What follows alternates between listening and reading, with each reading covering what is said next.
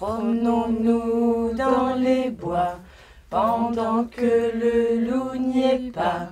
Si le loup y était, il nous mangerait.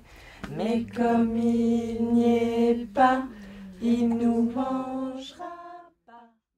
Le premier mot de bébé n'introduit pas le premier dialogue avec lui. Le langage des signes, s'il est utilisé avant l'apprentissage du langage parlé, permet aux parents de faire comprendre certains messages et d'amener les tout-petits à s'exprimer, eux aussi, par les mains. Adeline, 34 ans, est la créatrice des ateliers Tous en signes à Lille.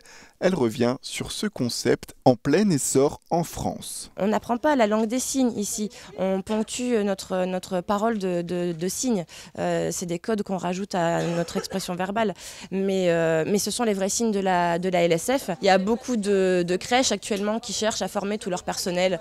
Par exemple, dans les rames aussi, on organise des formations pour les assistantes maternelles. Ça stimule la communication, ça rassure les enfants, ça leur donne confiance en eux. Donc au lieu de les bloquer au stade des signes, ça leur donne envie d'aller plus loin. On a tout fait ? Ouais. Et bravo.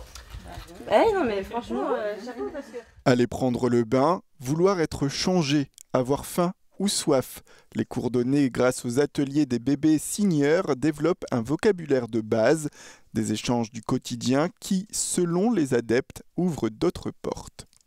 Pour l'instant, c'est le 3e atelier, donc c'est le démarrage, mais on a essayé de signer sur des choses du quotidien, comme dire encore ou ce genre de petits mots qui sont utiles. J'espère à travers ces ateliers pouvoir communiquer plus facilement avec mon petit dernier et puis pouvoir gérer tout ce qui est frustration pour eux quand ils ont du mal à dire qu'il faut les changer, qu'ils ont chaud, qu'ils ont soif, pouvoir faciliter cet apprentissage. L'apprentissage d'un premier langage par le geste qui promet également des moments de grande émotion pour les parents. Ma première fille devait avoir 13 ou 14 mois. On était à table toutes les deux et mon mari était absent.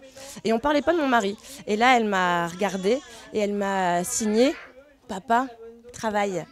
En fait, elle pensait à son papa qui n'était pas là, qui était au travail. Et grâce aux signes qu'elle avait appris, elle pouvait me dire à quoi elle pensait, alors qu'elle avait 13-14 mois. Moi, j'avoue, j'étais super émue.